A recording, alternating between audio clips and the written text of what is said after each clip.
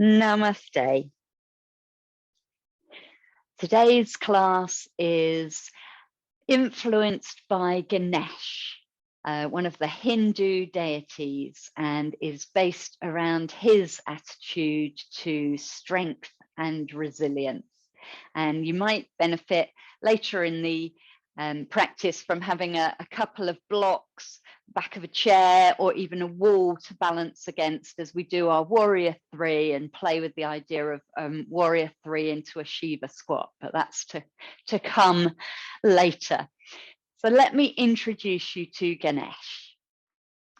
Ganesh is the god with the head of an elephant and a human body. And he's one of the more popular Hindu gods. I think in the West, a lot of people recognize the picture, even if they don't know his name. And there's lots of symbolism behind him and a story about how he got his elephant's head. But today we're very much interested in the energy that he represents and the idea that Ganesh is the remover of obstacles. His name is made up of Ga, which means intellect, Na meaning from Vajna meaning wisdom, and Anish means supreme or master, or so he is the lord of wisdom and intellect. And although he's known as the remover of obstacles, the way Ganesh helps us through things is actually often to put challenges in our path. And from overcoming these challenges, we learn strength and resilience and believe in ourselves more. So be aware that when we invoke Ganesh, and a lot of people chant to him when they want to start a new business, or they've got an important event coming up, like an interview, a test, or at the beginning of a ceremony, it's not always that he's going to let you have a smooth path through. There might be some challenges along the way which are deliberately meant to allow you to grow. So we're going to take a mudra symbolizing Ganesh, and it's nice and easy. We gently curl each lot of fingers and link the hands together. So making a link and bringing that in front of the heart, letting the shoulders relax. So sitting comfortably. If it's okay for you, closing the eyes, otherwise dropping the gaze. Sitting nice and tall and upright. Bringing our focus to our breath. Breathing in the idea of strength, courage. If you think of an elephant and what an elephant represents, if you've ever watched them moving, elephants don't tend to go around obstacles. They have this slow and deliberate pace. They tread carefully and slowly, moving anything out of their way and continuing, often with the same pace. There's no haste, no anger or frustration in their movements, and they can teach us a lot about this idea of continuing on our path.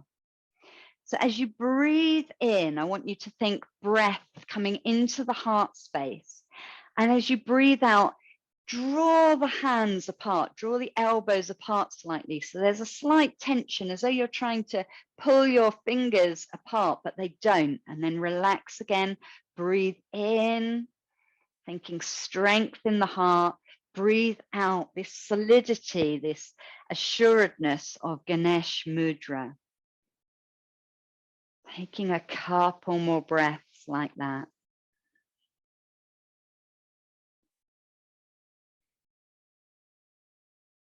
And then releasing the hands, rolling your shoulders.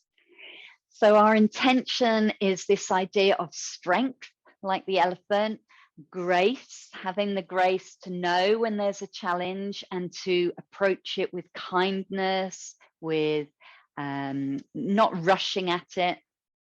And also this idea of resilience against things. We're going to imagine today that our limbs are like an elephant's trunk. So sitting again comfortably, if you want to change the cross of your legs, if you've been sat cross-legged for a little while, we're going to lift the left hand up on an inhale. And on the exhale, letting the elbow bend, letting the wrist flex, come into a side stretch, but with this softness in the arm today. So like an elephant's trunk, there's a little bit of movement in it. You can look up or you can look sideways or down. Breathing into the left side of the body. And then rising up, lifting that left arm as though you're reaching up for a fruit that's just out of reach. And then bring the hand back down again. Good. And then the other side. So the right arm lifts up and gently comes over as we come into a side stretch, letting the head be heavy, the left ear facing the ground, the right ear with the arm over the top of it, but a little bit of movement, that little bit of softness today. Nice big breaths into the side of the ribs. And on your next inhale, reaching the right arm up, stretching up, and then relaxing it down again. Good. And taking the soles of the feet together in Baddha Konasana, you choose how close the heels are to your hips. The closer to the hips, the tighter and the more of a stretch you're going to get on the hips and thighs. But, you know, make it comfortable. A little bit of work going on, but no pain. And holding on gently to shins or ankles, going to flap the knees like these are our elephant ears today. Get a little bit of movement in those hips, warming up the hip flexors and the socket. And then we're going to take a bow forward. So bringing yourself to stillness. Let's take this in stages. And the important thing is I want you to keep a nice straight spine for at least the first couple of breaths. So don't rush into bowing forwards too far. So an inhale, we're going to lengthen up through the crown of the head. And on the exhale, hinge from the hips a little way forward until you feel some resistance. And then just check you haven't rounded the spine. The next inhale, really find length again through the spine, lifting up through the body and maybe hinging a little more forwards. If you think of bringing the heart forwards rather than down, you might come into a little more of a forward bow. And then one more time like that. So inhale, straight back, length in the body, bowing forwards. And then when you think, yeah, I really am not going to go any further than that, that's the time to let the head drop. The back might round a little. And you can hold on to shins, ankles, or around your feet and breathe here. Nice, deep, slow breaths, concentrating the effort into your hips. The inhale, you might squeeze the hips together a little bit. And the exhale, release and relax them. The knees might drop down towards the floor. Some people like to take their thumbs around the soles of their feet. And on the exhale, gently open the feet out like you're opening a book, peeling the feet apart. But don't force, don't strain. Last big exhale here. Final bow forwards. And then gently inhale, rising up, bring the knees together. And we're going to sweep the feet round to the side and come to tabletop pose. So putting any blocks aside for later on, you can pop blocks at the front of your mat if you think they might be useful for a balance later on. Coming to tabletop pose on all fours, ready for a balance. So straightening and lengthening the back to start with. You can always come to forearms or have the hands in fists if you prefer, and bring the knees just slightly in. It will help for keeping our balance. We're going to take the right foot back behind to start with, hip height, toes pointing down at the floor, and feel steady and sturdy here. And then if that's okay for you, we can start walking the left fingertips away so that we're stretching the hand forward on the mat to start with. And then you might want to play with lifting the hand off of the mat. So coming into a balance with the opposite arm and leg raised. Great. And you can always bring that hand back down to the floor now as we're going to start to bring some movement in. So inhale, length into the body. Exhale, draw the knee underneath. Maybe the elbow as well comes towards the knee as you round the back and drop the head. Tiger curl. Inhale, lengthen out. So either taking the hand out or the hand can come to the floor and stay there. Twice more, moving nice and slowly and smoothly, thinking of the strength and concentration needed to come in and out of these movements, but trying to make it controlled and slow, like an elephant making its way through the jungle. When you're next extending out the arm and the leg, bring the hand to the floor if it's not already, and sweep the foot around to the side of your mat. So you're coming into this outstretched position. And again, we're going to start with a flat back, gaze is down in front of the hands, and we'll do cat-cow movements from here. So as best you can, that right foot is flat on the floor, toes pointing forward. You can move the foot higher up or lower back to get more or less of a stretch in the hips. Inhale as you are. Exhale, round the back up to the sky, drop the head for a cat stretch. Inhale, dip the hips, drop the tummy, lift the heart, lift the head for cow pose. And keep this going, feeling how the movements of the spine affect the muscles down the leg. So what sensations can you feel? What is happening in the leg and the rest of the body?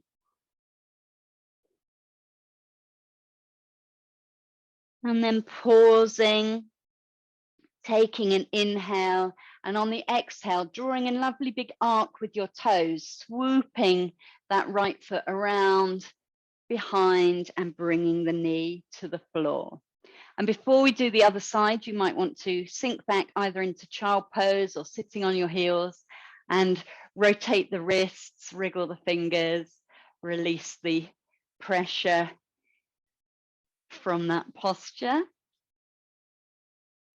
And when you're ready, coming back to tabletop, taking your time to feel balanced, to feel sturdy. That square shape of an elephant is what we're looking for in a lot of these postures today. But having the knees a little closer will make the balance a little better. So left foot goes back now, stretching the left foot behind, toes pointing down at the floor. So a little bit of internal rotation on that left thigh, lengthening out through the neck, out the top of the head, and then walking the right fingers away, maybe lifting the right hand up, shoulder height, seeing how the balance is. It might be different on one side to the other. And then deciding whether the hand is coming back to the floor or it's hovering. Inhale, length. Exhale, draw everything in. So the knee comes underneath, the head bows down, the back rounds, and then open it out again, feeling the effort of these movements. There's a lot going on. Can you make it seamless? So externally, it'll look effortless, nice and mindful. Good. Next time you've extended out the leg, bring the hand down to the floor. And then take that left leg out to the side and let it settle. It might be somewhere different to the other leg. So it might be higher up. It might have to go back a little bit. See if you can get that foot on the floor as best you can, the foot flat on the floor. Find length in the body, gazing down at the mat. Inhale there. On the exhale, round the back, cat stretch. On the inhale, tilting the hips, lift the heart, lift the head into cow pose. And see how this movement feels on this side. It might feel different. Can you detect the movements, how they affect the leg, the muscles around the thigh, the hip? Maybe it goes all the way down to the calf and into the foot. And then bringing that movement to stillness.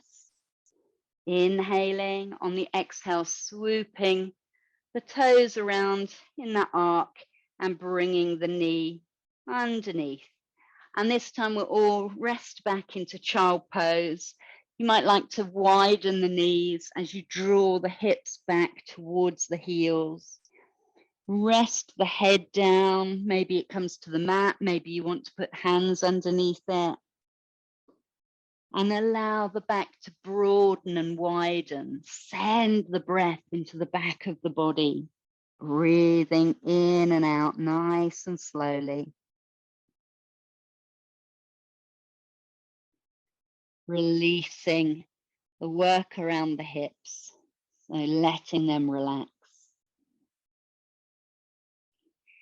And then coming up to all fours again, decide whether you're going to walk the hands forward for puppy dog, staying on your knees, or taking the hands just a little bit in front of the shoulders, spreading out the fingers ready for downward facing dog. So if you want to, tucking the toes, lifting the hips, and whether you've got your knees on the floor or you're lifted up into down dog, let's walk out the legs. So one knee bent, one leg stretching behind, tucking the toes and pushing into the back heel and then swapping over. So if you're kneeling, you can still do this, extending the leg out. And if you're in downward facing dog, you can do it maybe a little quicker, bending one knee then the other. And then again, nice and slow and mindful, we're going to walk the hands and the feet together to come into a forward fold. So letting the head dangle down. A little nod and shake of the head helps release the neck.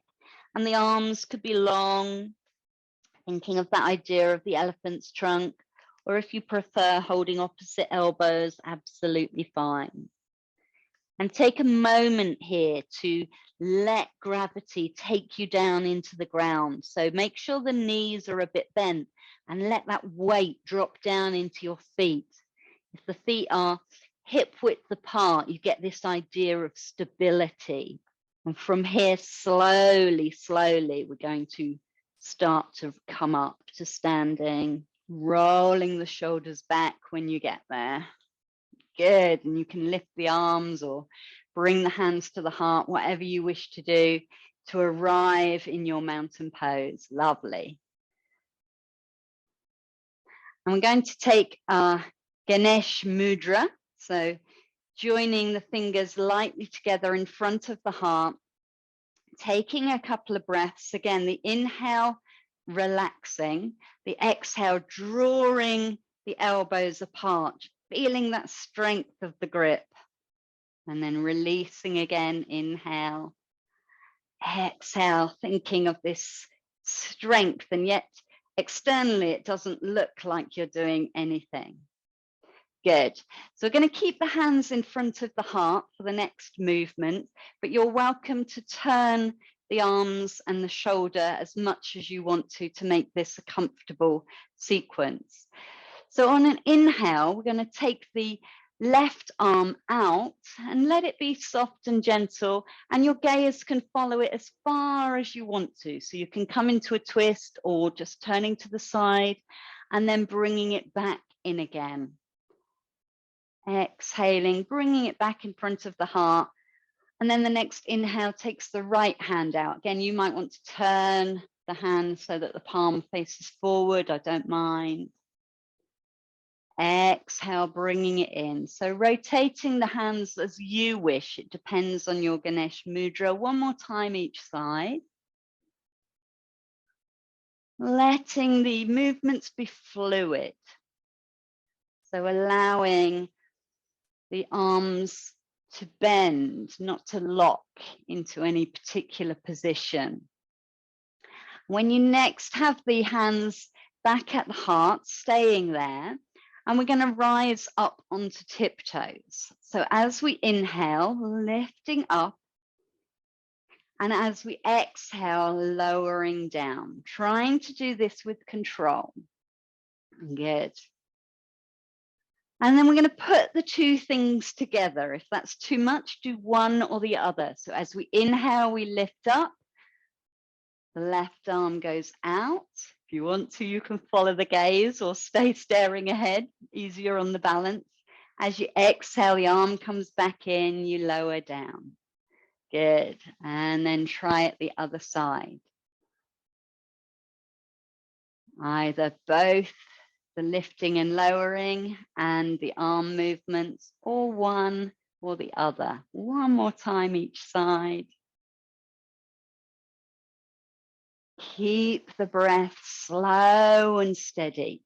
So we're deliberately bringing an extra challenge into what might seem like, yeah, simple movement, but it can be, doing it together can make this a challenge that we think, okay, yeah, I can deal with that. And then release the hands down, roll the shoulders. And breathe nice and slow and natural.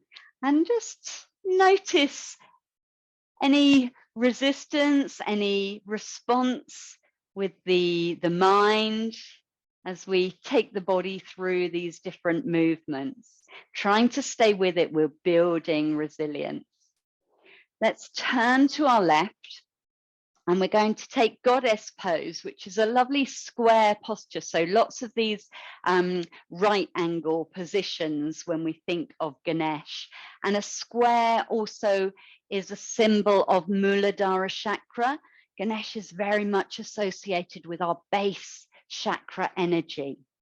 So toes pointed out to the corners of the mat. Inhale, let's reach the hands up, stretching the fingers out to the sky. And on the exhale, bend the elbows, bend the knees to come into goddess. And as best you can, have the elbows shoulder height. So we've got these lovely right angles in our upper body. And we're going to take a few breaths here, trying to bring more of a right angle into our knees. So go steady with this. On the exhale, dropping the hips down. If you want to, heel toe the feet a little closer together. It might let you come down a little further. Well done. Feel the work in the thighs. Good stuff. And then stretch it up, stretch it out, and bring the hands down to the thighs. Next is warrior two. So right toes turn to the front of the mat, left toes come a little way forward. And inhaling, taking the arms out, shoulder height, thinking hips are facing the long edge of the mat. Exhale, bend the knee and come into your warrior. And if you need to adjust the distance between your feet to come in a little lower, again, trying to get as best you can that idea of a right angle in the front leg. Hands can come onto the hips if you prefer, otherwise the gaze is down the right arm, down that right middle finger. Drop the shoulders, release and relax. This is a strong posture, very much about removing obstacles. So imagining your arms as swords cutting through problems, seeing your way through, feeling strength, lifting the heart. And then we're going to transition into triangle pose. So inhale, straightening the front leg. Exhale, reaching forward, then down. Top hand can come to the hip, or reach up to the sky. And you're thinking about rolling that top shoulder back and finding length and space in the body. So press down into the feet. Maybe your top arm is like that elephant's trunk again, moving, exploring the air, sniffing the air, finding out about your surroundings, trying to find this feeling of expansion and growth in this posture today. Couple more nice, deep, slow breaths. And on an exhale, bringing both hands down to frame the right foot, turning the back toes and coming into a runner's lunge. Find that right angle. So the front knee is above the front ankle, and then drop the back knee down. You can keep the back toes curled or toes flat on the floor. And we're going to rise up, again, thinking of our hands like an elephant's trunk. So if you want to do it in stages, fine, or you can have the hands and bring them up on an inhale. Let the elbows bend as though you're spraying water behind you. And take a few breaths here. If the neck doesn't like to look up, you're welcome to stay more upright and look ahead. Otherwise, allow the weight to come forward a little into the hips and find a curve in your back. Draw the tummy in and up. Squeeze the bum a little bit. Use those glutes to support the lumbar area. Big inhale to finish. And then exhale, bringing your elephant's trunk back down to the floor. And now we're going to launch into our warrior three. This is the time perhaps to come to a chair or near a wall, or grab your blocks, which hopefully are nearby, and choose your choice of warrior. So you might come from a lunge, a runner's lunge onto blocks and lift into warrior three, or you might come to a forward fold, come up to standing and work from there. And it will be the left foot back, your right foot is forward at the moment, and you're finding a line between the crown of the head and the back heel. So whether you're almost upright or whether you're down in a T shape with or without a support, find that balance and breathe. Lovely length through the body, exploring whether you want to flex the toes or point them. If you're flexing them, make sure the toes are pointing down at the floor, hips are balanced. And then it's up to you to play with your warrior squat. So Shiva squat is when we bend the front knee and bring the knee behind into it, like a curtsy, flexing the back foot or touching the toes down to the floor. And then how about going back into your warrior three? So have a play with that, maybe a couple of times. And when you're ready, rising up to standing, no rush. Breathe slowly and make it effortless, or look effortless, even though there's a lot of strength involved. When you're ready, come back to mountain pose and take some deep, slow breaths there, soaking in the effects of the practice, noticing the sensations down one side of the body. We've worked one side much more strongly than the other. So notice any differences. Good. And overcoming the idea of the challenge, the obstacle of balance and movement. Take what you can from it, whether it was wobbly or whether it was really still and steady. And then let it go, and we'll try the other side. So if blocks were useful, have them at the front of your mat ready.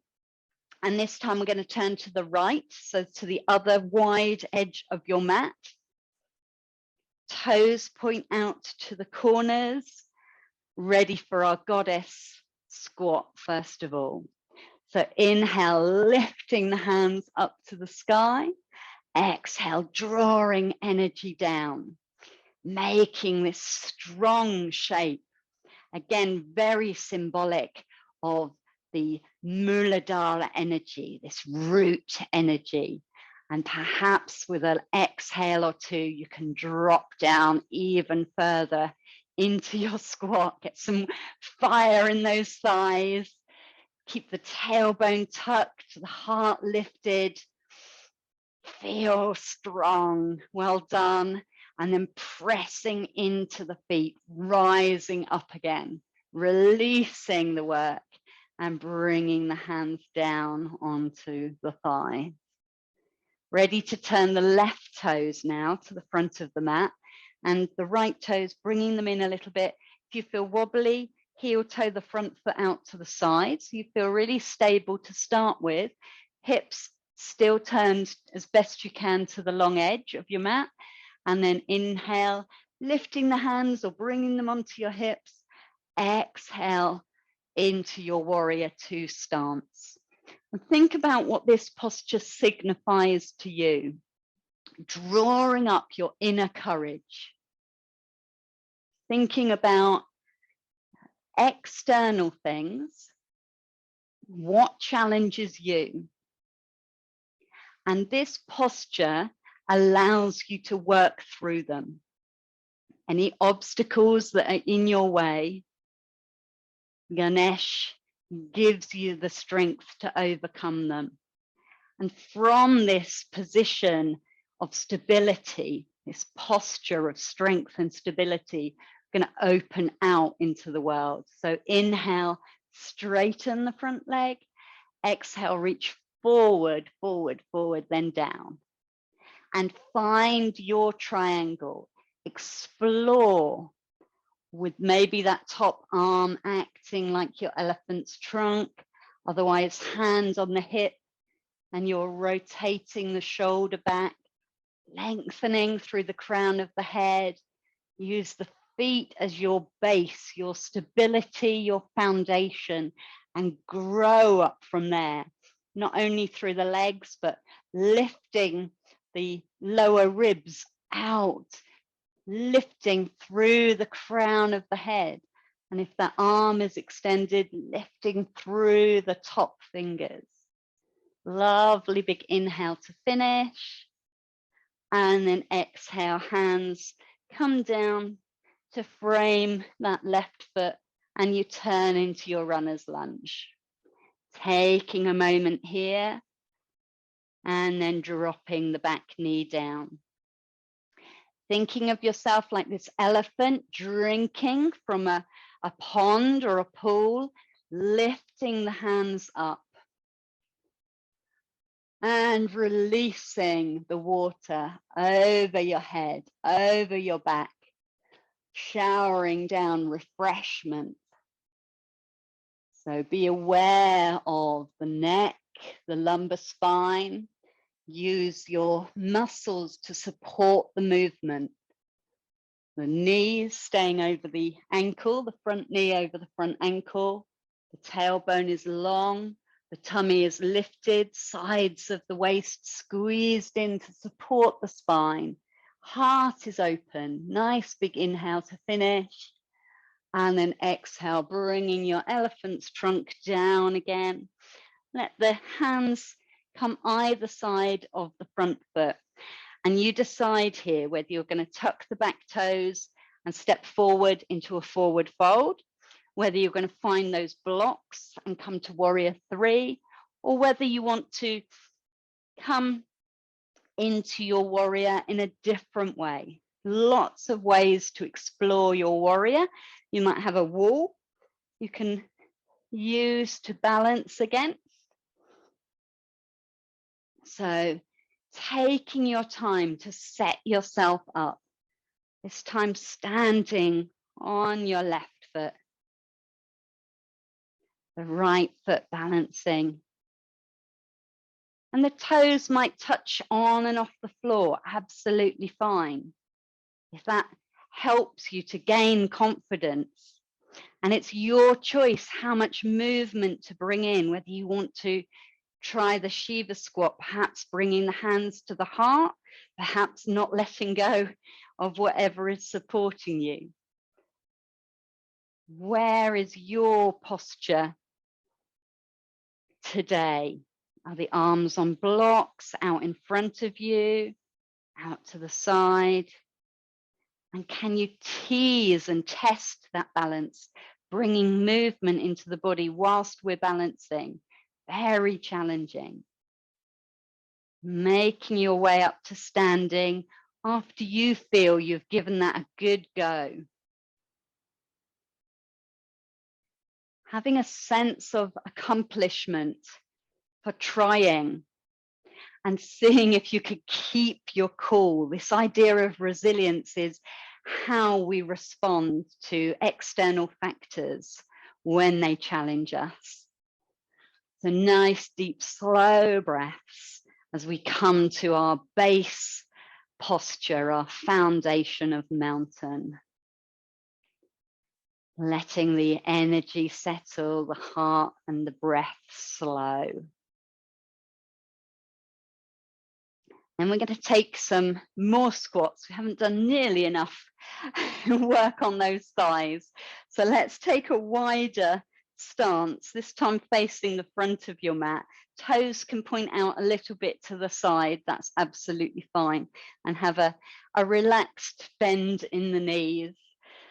Good. And we're going to take elephant's pose with our squats today. You might start by doing a couple of squats with the hands on the thighs, but at some point I'd like you to explore our elephant's posture. So you might take one hand as a fist and cup the other hand over it and bring the elbows together. So either doing that now, or I don't mind at all if you want to bring the hands to the thighs instead. But the idea is we're going to inhale nice and upright, exhale, bend the knees and squat down. Just exploratory to start with. Inhaling up, maybe coming a little lower. We're doing this a couple of times, oiling the joints, seeing how the knees are feeling. And then you're welcome this time to stay quite high if you want to, or to squat down low in Malasana. And in our elephant squat, we bring the hands down towards the earth, again, as if we're sipping up water in our trunk. And then on the inhale, pushing down into the feet, stretching up, lifting the hands up into the air. They can come to the heart if you don't want to take them over the head, and then down again.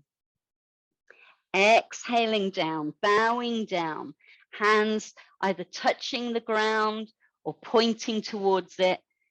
And then pushing up on the inhale, twice more, nice and slow and mindful, making it seem effortless, even though you know what strength it takes for these movements.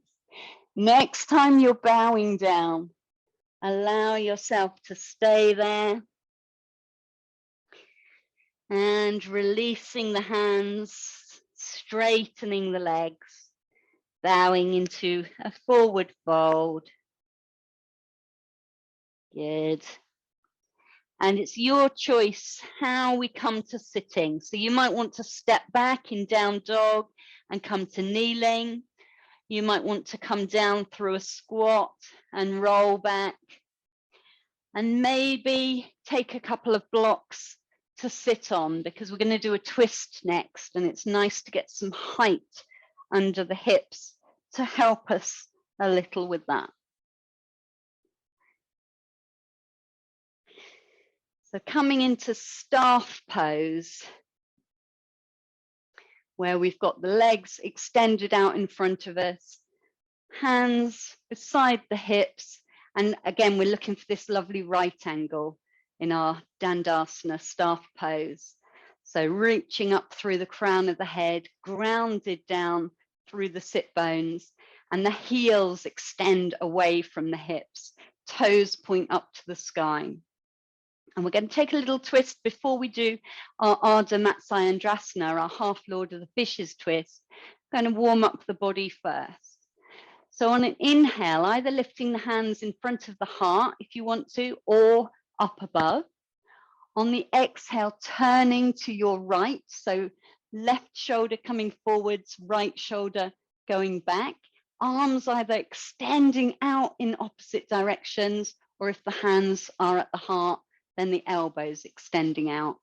On the inhale, come through the middle, lifting the hands either over the head or they're in front of the heart. Exhale, turning the other way. Your choice whether the hands extend out or stay in our prayer pose. One more time each side, trying to find length in the center and choosing how far to turn into the twist. Use the breath. See if you can keep it nice and steady. Returning to the center, ready to take on our half Lord of the Fishes. So this is one of those pretzel poses, but you choose how deep you go with the posture. There are loads of options and I'm going to talk you through them. So to start with, we're going to bend the right knee and take the right foot to the floor, and it might stay inside the left knee or come to the outside of the left knee. So that's the first decision. If you take it to the outside, you're going to go into a tighter twist. If you want to keep it more open, foot stays inside. And you might link the fingers together and placing them on the shin, draw yourself up nice and tall. This really helps to give that idea of lift in the body.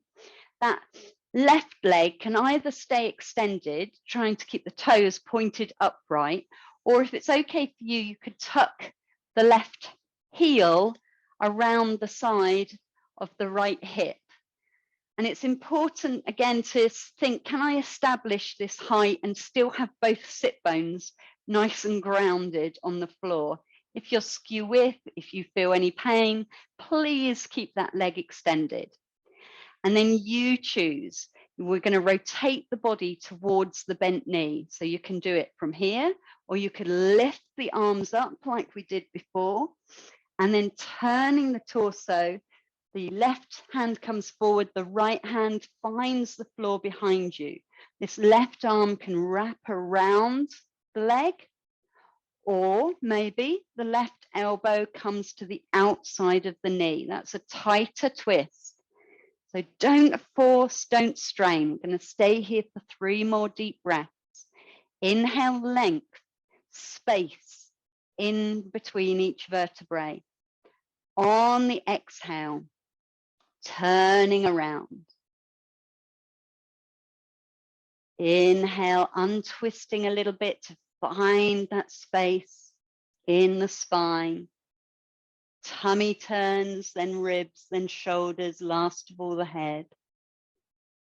And then turning slowly back towards the front on an inhale, either unwrapping the legs, shaking them out in front, or if you want to, if you're wound up like this, you can take the hands down to your left, press into the ground, lift up, and keep turning, keep rotating around until the legs cross once more and you settle into the opposite way round.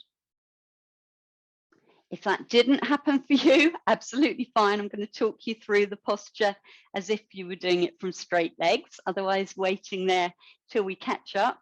So left leg bends, either foot on the floor inside or outside the knee. Your choice if you want to sweep the foot round to the side of the hip. Don't be surprised if it feels different one side to the other. So maybe trying it this side and then deciding which is best for you. And length, think length in the spine. So linking the hands in front of the shin will enable you to decide whether you want to unwrap that leg and keep it extended straight. When you're ready, maybe you lift the arms, inhaling, exhale, turning the torso towards the bent knee, and then the left hand comes down behind you and the right hand either wraps around the knee or maybe the elbow comes outside the knee. trying not to crank the body around. Let's think length. Think of all the vertebrae extending away from each other in order to move around in that spiral shape on the exhale. Inhaling, maybe unwrapping a little, and then exhaling into the twist. One more nice, deep, slow breath like that.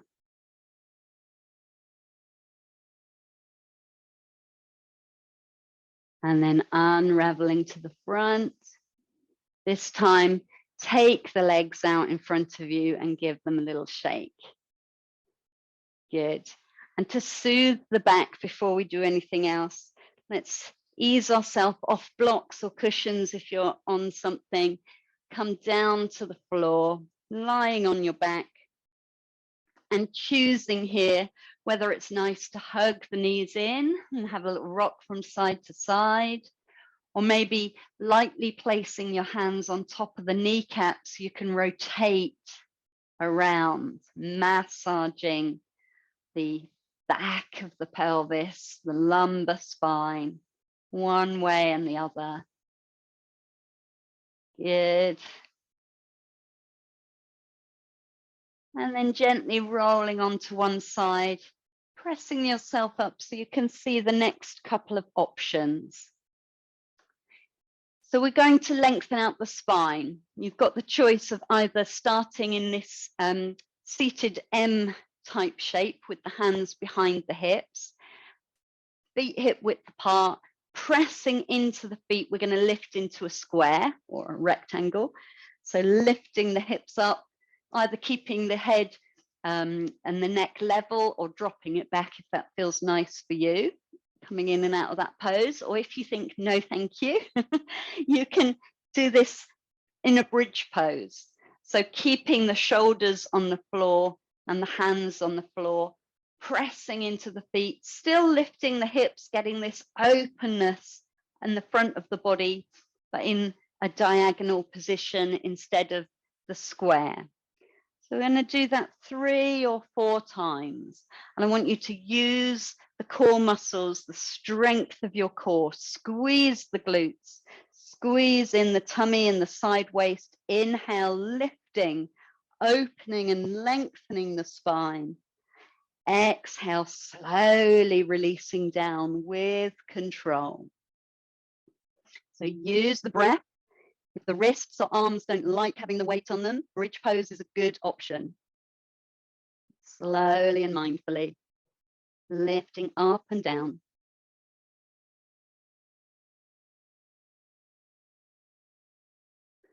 And when you've done, you might enjoy lying back.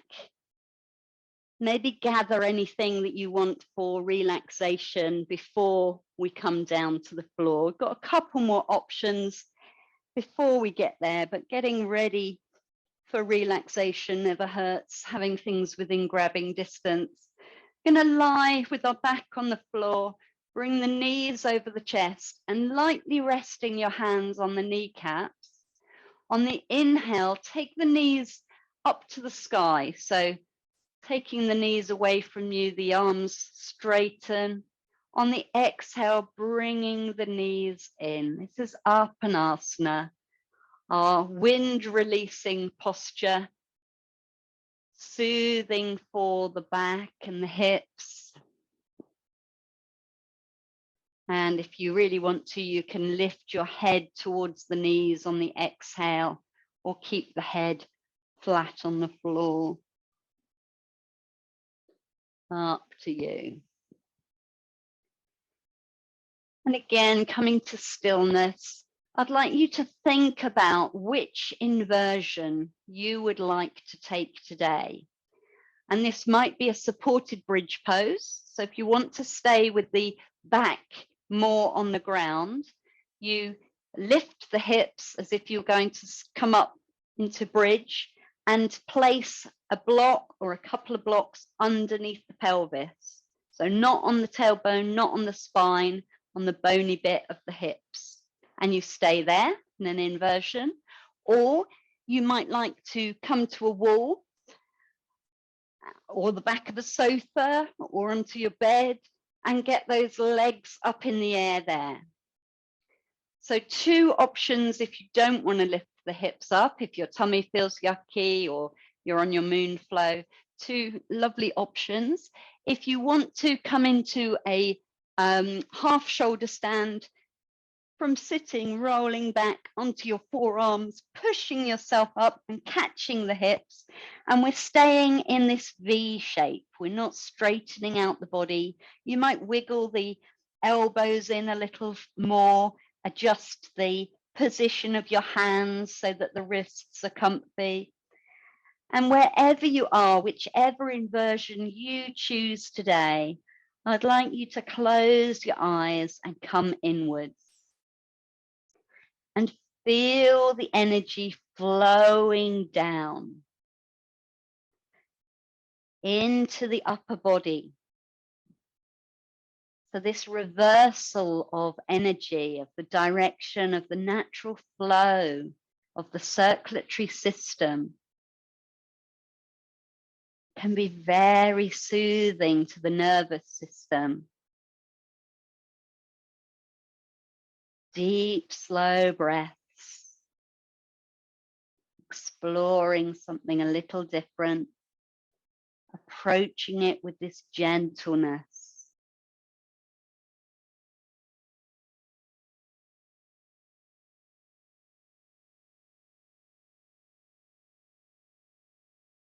And if you've got legs up the wall, you might want to stay there for relaxation. If you're in bridge pose, when you're ready to come out, you press into the feet, lift the hips and slide a block away. Otherwise, you're bending your knees, using your arms as brakes to support you.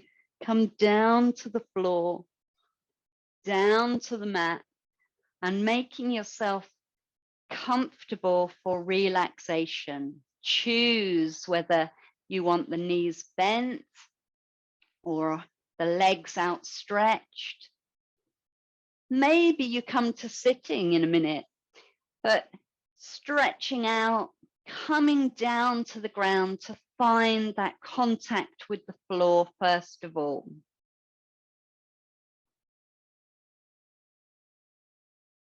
Having a fidget,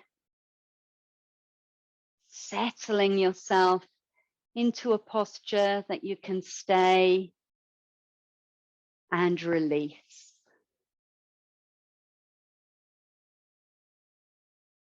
Feeling the grounding energy of being supported by the floor. And letting the eyes gently close if that's okay for you. The jaw relaxes and releases. And let the skin on the face soften.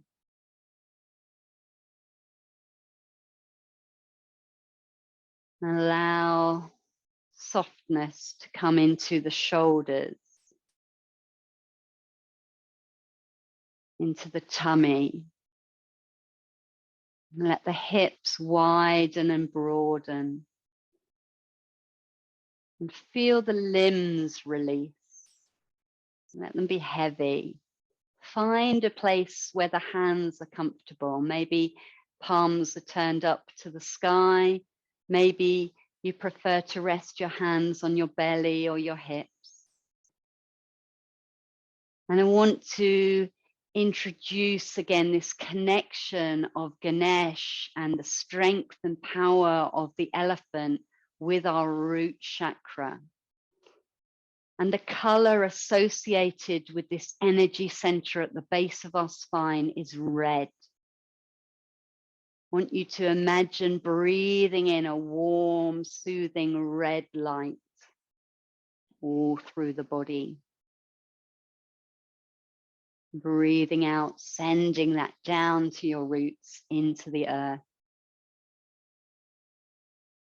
And then within this red color, I'd like to visualize, if you can, I'd like you to visualize a yellow square.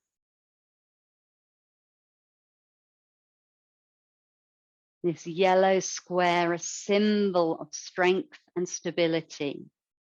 Sometimes in images of Muladhara chakra, it's represented by a red lotus flower with a yellow square in the center and the image of an elephant. So imagining now you're breathing in strength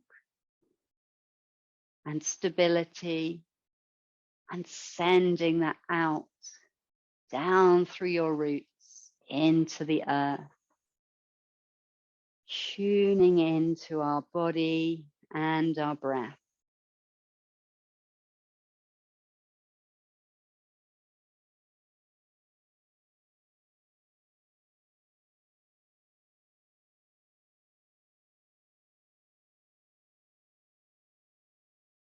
Being resilient takes courage, discipline, and strength. And you've experienced all of these things on the mat today. So bringing challenge into our practice prepares the way for us meeting challenges in the external world and approaching obstacles, problems with kindness, gentleness, patience, allows us to transcend them and learn from them. Accepting problems as challenges to be overcome, and working out what we need to do in order to work through them, and feeling that sense of accomplishment, this sense of continuing on. And when we come out of this relaxation, you'll be bringing with you the skills that you've discovered, facing things that seem difficult, staying with the task, learning from challenges, embracing transformation or change, all of which might be necessary in order to overcome obstacles. And we take these skills with us on our journey.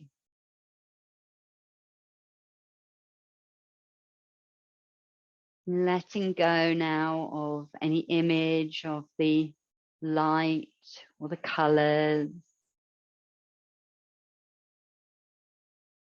Taking a couple more deep breaths into this feeling of Ganesh, the guidance that he offers us.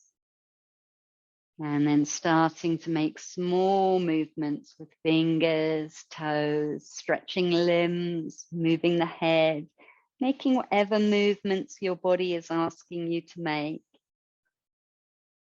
If you're lying down, rolling slowly onto your side and pressing yourself slowly up to sitting.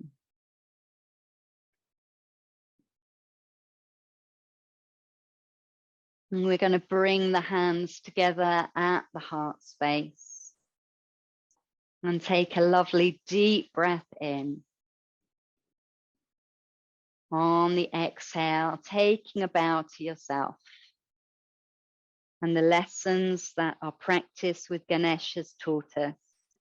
May you travel through this life with kindness, gentleness, strength, and courage. Namaste.